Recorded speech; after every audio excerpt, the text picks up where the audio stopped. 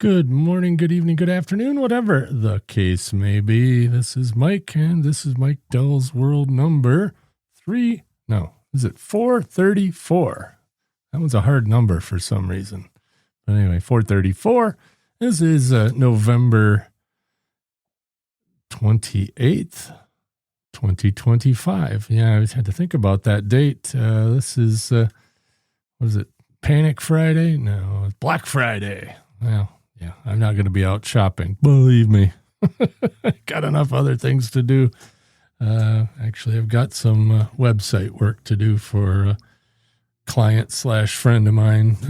Not work related, but separate from work. But today we're going to talk about the Traverse City State Hospital, otherwise known as the Northern Michigan Asylum, and the Traverse City Regional Psychiatric Hospital.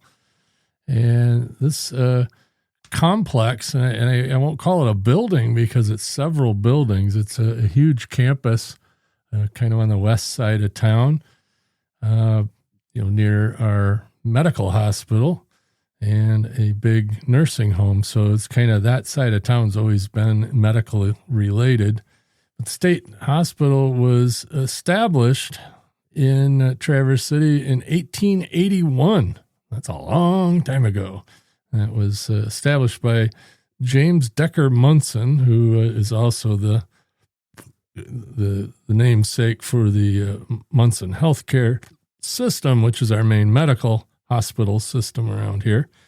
And also Perry Hanna. Perry Hanna is well known as the father of Traverse City, and he had a big store downtown, the Hanna Lay mercantile store, and he built a really cool mansion which is owned by a friend of mine now. It's a funeral home, but a huge mansion, the Perry Hanna House on 6th Street, now the Jean Koff Funeral Home. But a beautiful old building. When we were kids, used to stay in that building once in a while. They had the living quarters upstairs from the funeral home, which is on the main floor, and used to stay over there and explore that house. And now they give kind of tours of it. Nobody lives there anymore, but they're still running the business out of there for sure. It's like one of the largest funeral homes in the area. So, but anyway, I digress. The state hospital, like I said, was established in 1881. It opened up in 1885, and it was a self-sustaining community. The people that ran that, was, psychiatric care with beauty, involved, because the buildings are just beautiful Victorian buildings. The main building, Building 50, everybody calls it, and that's still standing, and it's been reused for various things, but I'll get to that. But back in the day, that was, one of the big regional psychiatric hospitals, state hospitals, mental hospitals. I don't know. They had a whole bunch of euphemisms for it, but it was a place where people with psychiatric problems could go, and they had a pretty good record of healing people, at least in the early part of it, and the middle, in the 60s, 50s, 40s, whatever. My grandparents, both my dad's folks, were employees out there. My grandmother was an RN, registered nurse, and my grandfather was, I guess, called an orderly, but he was in charge of wwhatever ward he was on, and it became like a big family in a lot of cases. I mean, they did a lot of crazy stuff too, like mental hospitals do, but these were one of the more humane ones. And it's an old Kubrick building. Kubrick, am I saying that properly? But the whole thing was predicated on, kindness, comfort, pleasure, with beautiful flowers provided year-round by their own greenhouses. They had, the beautiful wooded grounds. They had a farm.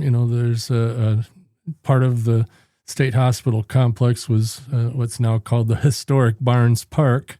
And there's a couple of big old barns there. And one of them, they got all fixed up to, be like a wedding venue and, or a party venue and all that. In fact, I went to a reception in the barns a couple summers ago, and it's really nice. In that whole area, they had farmers. One of our neighbors, when I was a kid, he was a farmer at the state hospital, and he had all the patients my cousin also worked there, and he always called them clients. But, they had a lot of the patients, helping with the farm. They grew their own food. They had, cattle. They had pigs and chickens and eggs and, plus crops and everything. So a lot of what the state hospital residents ate came right off of that property. And it was definitely, pretty self-sustaining. They had their own power plant. That building is still there. All the windows are knocked out of it, but the building's still there. And they are still renovating some of what they call cottages, but these were like 3-story barracks buildings, but kind of Victorian style. They're really neat, big porches and all that. But they've reused a lot of Building 50. The whole bottom floor is kind of this winding, almost like a maze of corridors, and they have little stores down there, kind of like a mall sort of thing. They have a couple restaurants down there. They call it the Grotto. And, a lot of little small shops are set up in there. And, it's really, it's not fixed up to modern specs. It's fixed up to, 1900, early 1900s specs. Of course they have lights and everything, but still it's pretty cool. The upper floors of Building 50 have been turned into condos and apartments, and a lot of the outlying areas on the first and second floor, not the bottom floor, which was more of a basement-y type thing, are office space. So a lot of people rent, one office or a little suite of offices for various business endeavors and all that. So, there's just a lot of stuff going on there, and they've, really maintained that building pretty well. And some of the cottages as well, they've maintained pretty well. And then some of them, not so much. But they're still standing, they're still solid, and they'll get to them eventually. But the whole place now is called the Village at Grand Traverse Commons. And yeah, Kirkbride. That's the word I was looking for, not Kirkby. Kirkbride, and that's there was 4 of those Kirkbride buildings in Michigan. Traverse City was just one of them, but it was I think it's the newest one, and I think it's the only one still in use. Not as a psychiatric hospital, but as as anything. I don't know. I think there was one in Kalamazoo. Here, let me look here. I'm kind of flipping through my data sheet here. But there was 4 of them in Michigan, and I don't remember. Can't find in here where it says where the other ones are, but I know there was one in Kalamazoo. I'm guessing there was one somewhere in the Detroit area, but again, it's kind of the last of those buildings that's still kind of in its original form. They did remodel the main entrance a little bit and modernized it a little bit, all that. And I got a listener. I know Chris is probably listening to this and writing notes to tell me how wrong I am, or to tell me more more information. I keep meaning to get him on the microphone here to tell all about the state hospital. He's pretty into the history of it and does a lot of photography around it. They do still give tours of the state hospital, and in some of the areas that haven't been restored. There's I guess it's not rumors. There's tunnels that kind of go between some of the buildings. And again, when I get Chris on here, I'll let him talk about it in much more detail. But it's a neat old place. I used to, for a little while when my wife was running a bagel shop, I used to deliver bagels over there to a coffee shop at the Grotto called Cup of Joe. There's a couple of local coffee shops called Cup of Joe, but that's one of them in the state hospital Grotto. And I used to deliver bagels there, and always got a cup of coffee because they had good coffee. And I'd be there about 5:30 in the morning.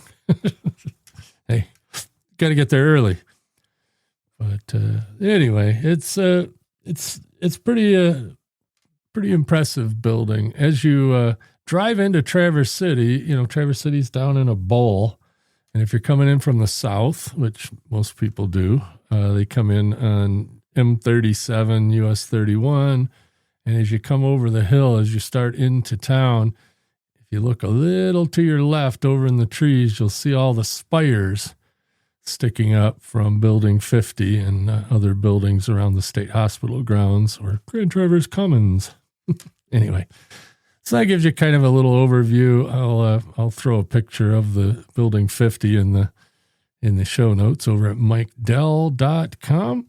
And hey, we got a couple more episodes to go. Tomorrow, I'm going to talk about why podcasting is so special. And then I got a special last episode for Napod Pomo coming on the 30th, which I believe is Sunday. So catch me tomorrow.